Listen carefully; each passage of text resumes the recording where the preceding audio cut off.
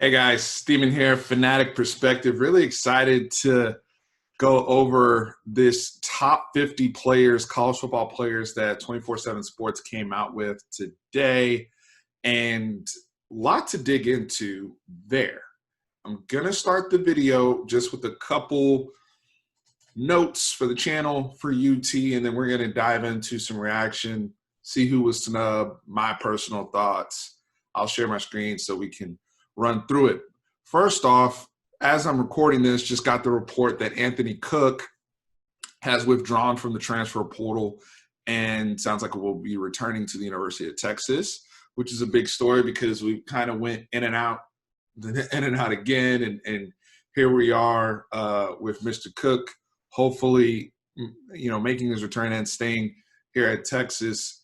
It's going to be interesting because on the roster update on TexasSports.com, they had done the whole, position updates. Trey and I went over the weights and number changes that we saw the other day, and Xavier Alford got number 4 now on defense. So I'm curious to see how that works out. Will Alford have to come back off that number 4 or what happens? But more importantly, in all seriousness, just with all the weird stuff and not even weird stuff, just the what our world is going through right now for a myriad of reasons, regardless of what side you're on. I'm sure it's really difficult for a lot of these young men who were 20, 21, 22 years old and just navigating through things. So I will, as a fan, I'm here to extend grace and welcome guys back with open arms, as long as they want to be here. I do want guys that want to be here ultimately to help the University of Texas. I don't think it is good in your locker room to have wishy-washy guys. So, hopefully everything's good with Anthony Cook. I'm not implying anything from what has been reported. Depending on who you listen to, I give credit to Inside Texas, Eric Nolan, and Justin Wells for breaking this story today. But what we heard before from Chip Brown was there was some issues of, personal issues aside of him adapting to the new Spur position with competing with Chris Adamora. So, those are definitely some things you got to take into account with the intention coming back. Some of you have already reached out to me on Twitter as I was checking my phone right before jumping on here saying, is he coming back because he didn't get interest from other schools? Are they worried about character stuff, all this type of stuff? Guys, I don't know. But we do know what he is capable of. We do know what all these guys are capable of in this new scheme, theoretically, of how it will run. And I do think he can have some success there at that position. I've broken that down several different times this offseason on how I think both he and Chris Adamora can be utilized depending upon matchups, especially with Chris Adamora bulking up. But I'm curious to see. I'm sure guys love Anthony Cook in the locker room. I'm not concerned about that. I know he'll be welcomed back with open arms. But if the season's going to kick off on time or even potentially bumping games up, we got to be all in on football now and get down to the business and trying to dethrone Oklahoma. That should be the priority here. So moving on, another bit of news. The president of UT, Jay Hartzell, says today, as I was watching our local news here in Austin, that they're now getting ready to walk back the 50% fan capacity at DKR to 25%. So that conversation is also being had right now in the midst of COVID. So, guys, this is an extremely fluid situation, and we'll just keep up with it as it comes along and keep rolling with the punches. But I originally thought 50% was aggressive to begin with, but here we are already just, a week later to them now having the conversation about 25% attendance. So take with that what you will. Now, before I get into the top 50, make sure you hit the subscribe button to this channel. And social media, Twitter, Instagram, we are on there. Links are in the description box. For us to have a YouTube platform, which is the hardest to grow, over 6,000 subscribers, and I thank y'all so much for that. But we're dwindling around 850 on Twitter. So let's get over 1,000 on Twitter, and we're at 995 on Instagram. I don't know why, but we've been fluctuating there. let's jump those up. Show some love, show some support. There's stuff that we talk about on there that I don't talk about on YouTube, for, sports-wise, even Texas-wise, interacting with other Texas accounts, sports accounts in general. So make sure you're supporting us on all platforms. Now, I'm going to share my screen because I want to get into this 247 article that was really interesting.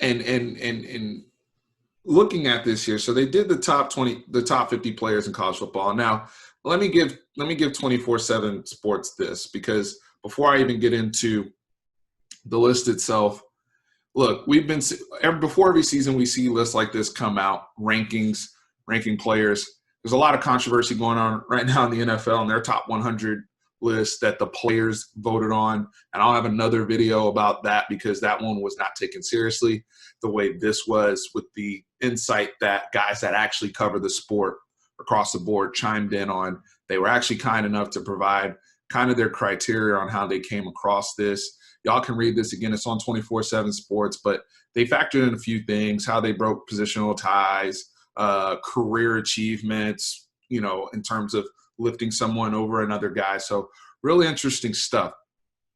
Now, we do have some Texas players on here, and we'll kind of go down this list together. But number one, they started out with Trevor Lawrence. And Trevor Lawrence, just like it was coming into the 2019 season, was one of the Heisman candidate favorites and golden boy, right?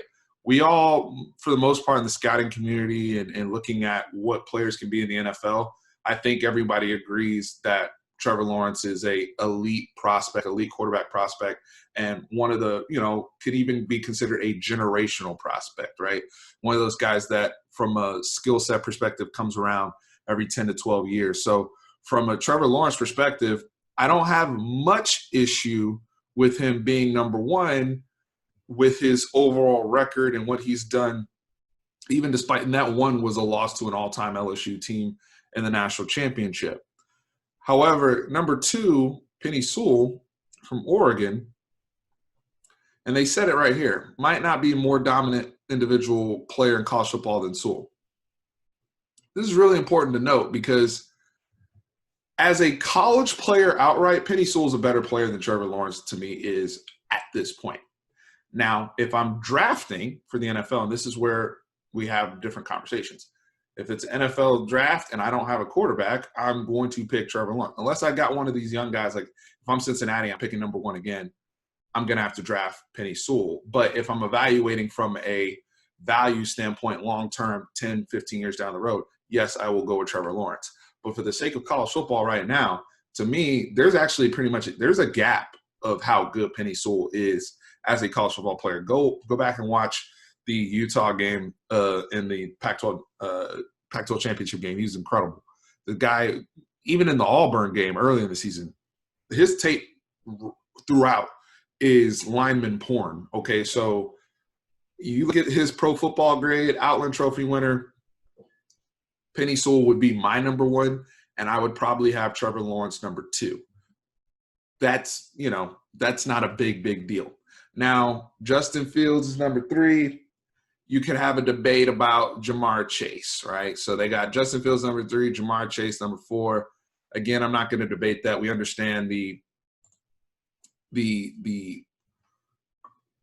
scrutiny around the quarterback position versus pass catchers, and we have to see what Jamar Chase does after, obviously winning the Blitnikoff, 20 touchdowns last season, unbelievable performance, may have even been considered wide receiver one in this past draft class that was historic.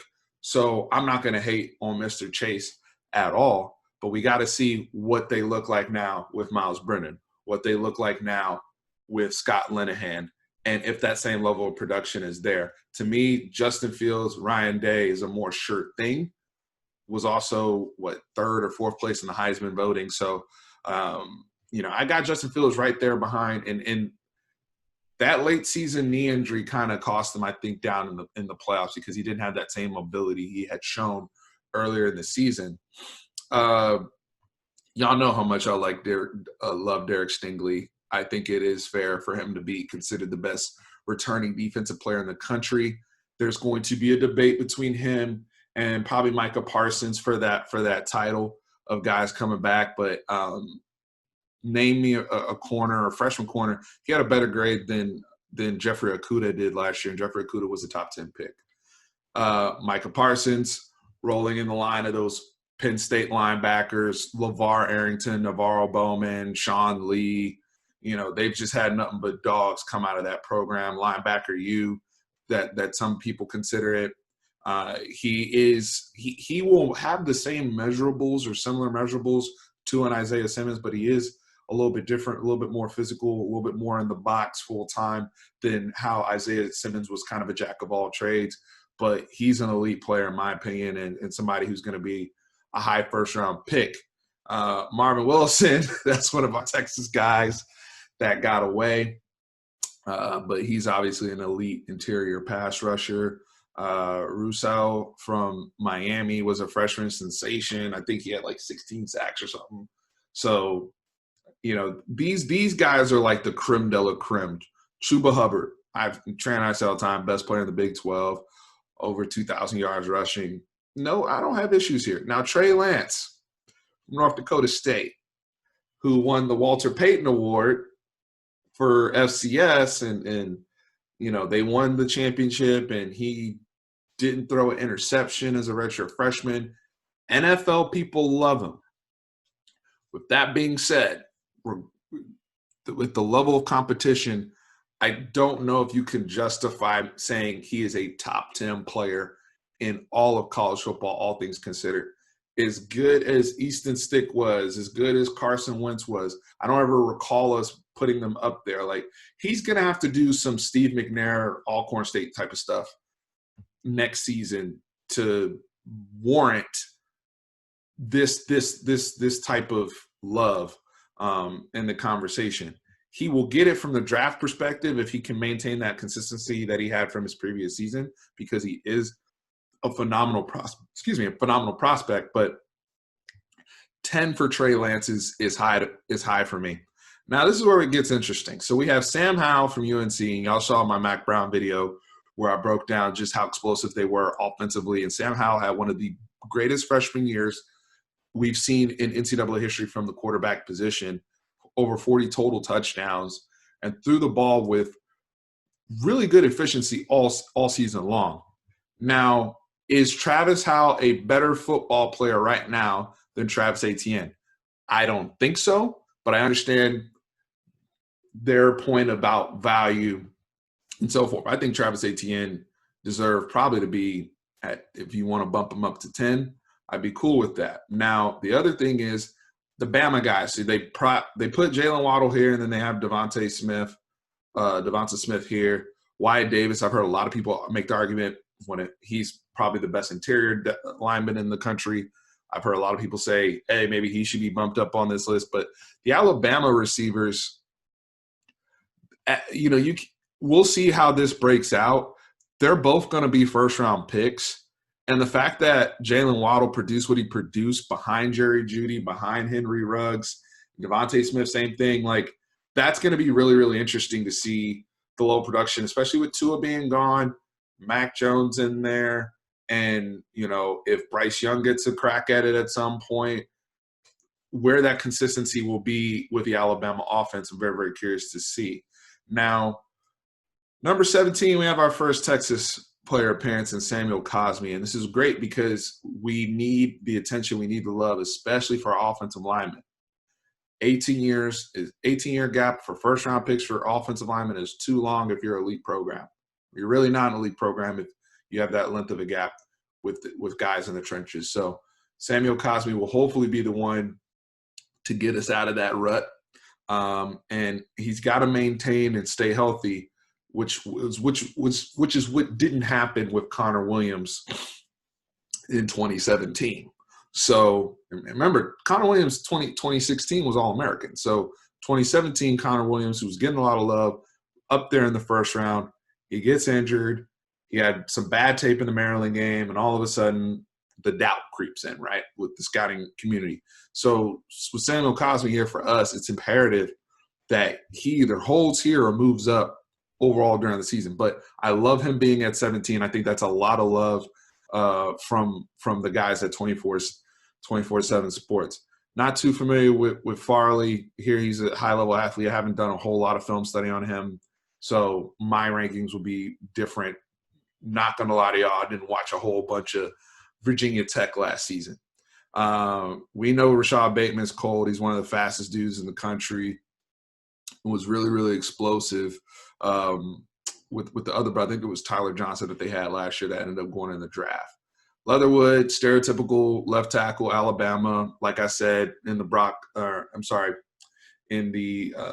Brockemeyer video, they just have a factor of which they churn those out. So Rondell Moore, Texas fans, another one that got away. I want to skip though, because number 27 is General Ellinger. And there's a lot of discussion right now. Hey, is this an unfair spot for Sam Ellinger? I kind of just, high level the top 20.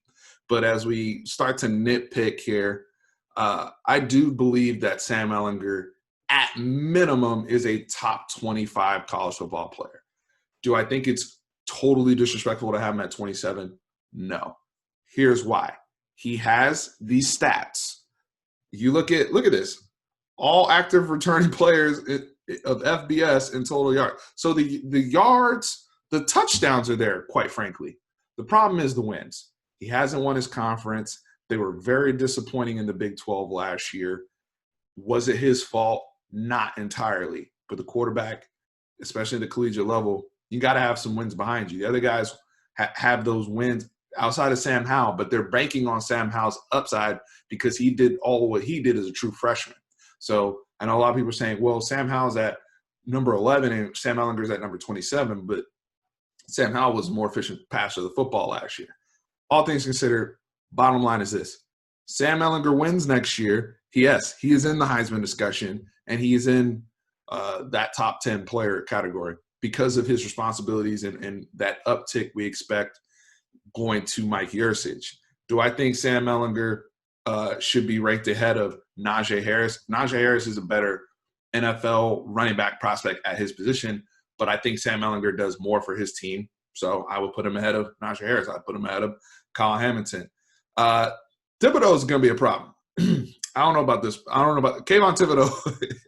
He was like the number one recruit when he came out, and he went off at the end of last season. So I don't know about Thibodeau, but some of the other guys here. Woodard's a really, really good player. I'd probably say Sam is a better quarterback right now than Woodard is a safety, in my opinion. Enter the TCU hate. Dylan Moses is coming off ACL injury. I know he was an All-American, so they're going to give him that plight. But if they're saying they're factoring in career stuff, you have two guys coming off injury because Rondell Moore, another one that got away from UT, is also coming off injury. So really, really interesting to look at. But I believe those were our two Texas guys.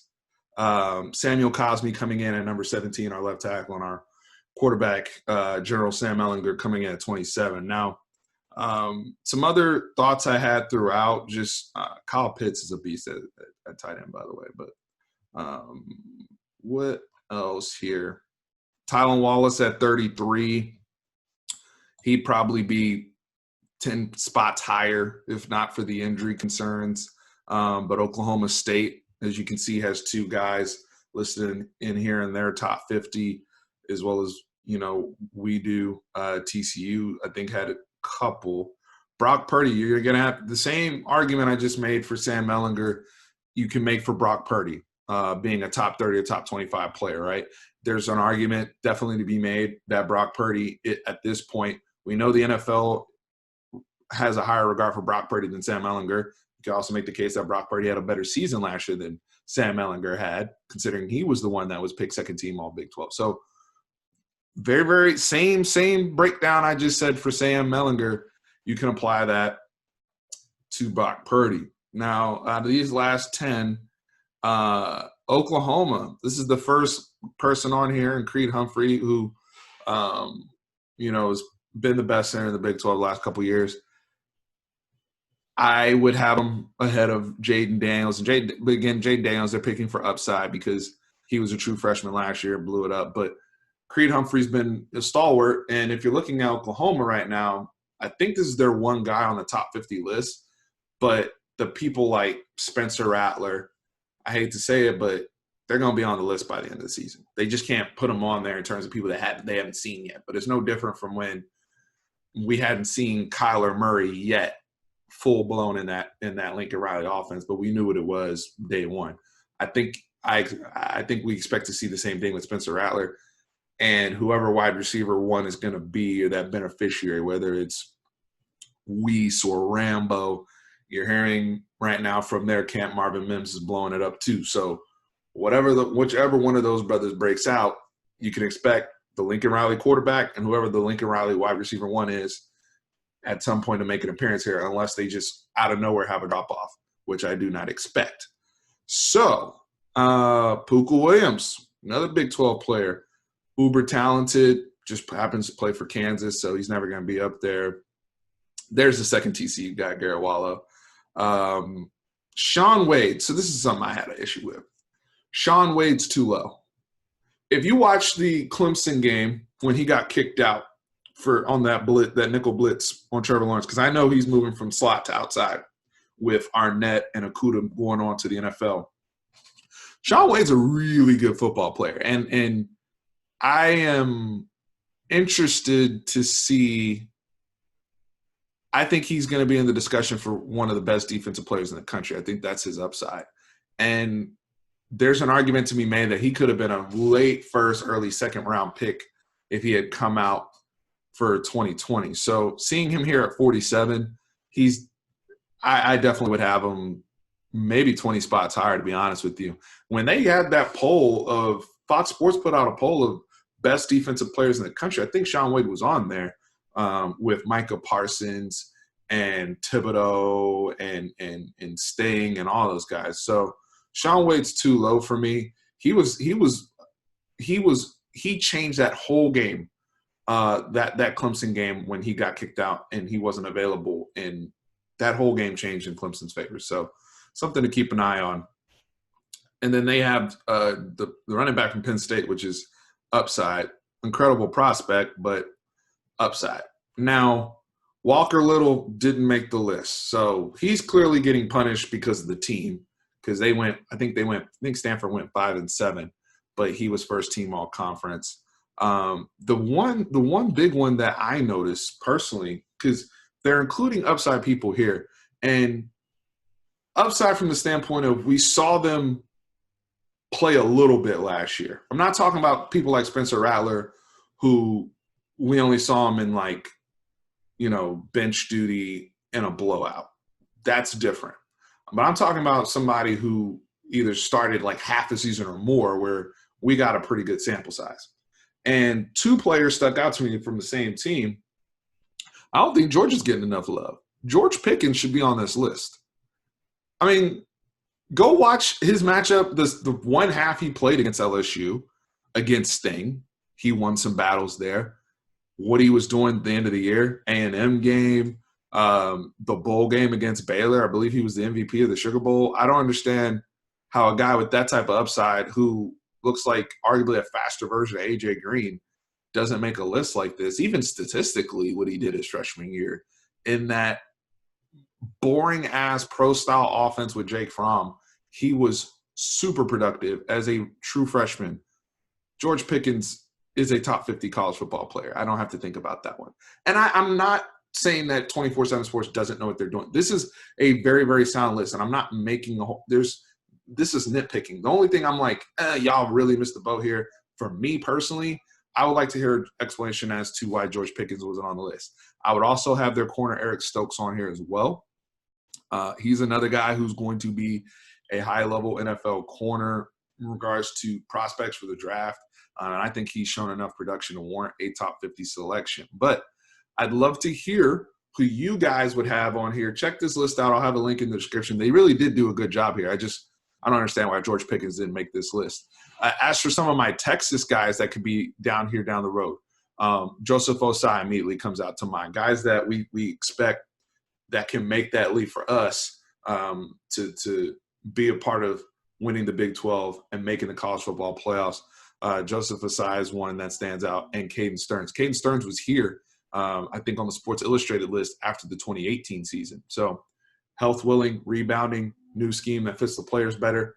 We expect Caden Stearns to be back in this conversation. So 2 guys from the defensive side of the ball. And if Mike Yurcich's scheme blows up like that, maybe we get a guy like a Jake Smith or Brennan Eagles in here, whoever is the primary pass catcher of one Sam Ellinger. But thought it was a really interesting list. Trevor Lawrence is their number 1. Penny Sewell is my number 1. But, again, splitting hairs there, as I think we all agree, or I think they're the 2 best college football players. I just would have flipped them. But glad to just rap with y'all about this as a college football nerd, because it's really, really interesting stuff. And you know, just food for thought as we're coming into really the stretch run, the last month before football hopefully comes back in some capacity. Like I said before, make sure you hit us on Twitter, hit us on Instagram, links below, links to the list below. Let me know if there's anybody I missed or I overrated or underrated. I love the back and forth conversation. I love those who continue to reach out to support the channel. So, guys, appreciate y'all. UT people, horns always up.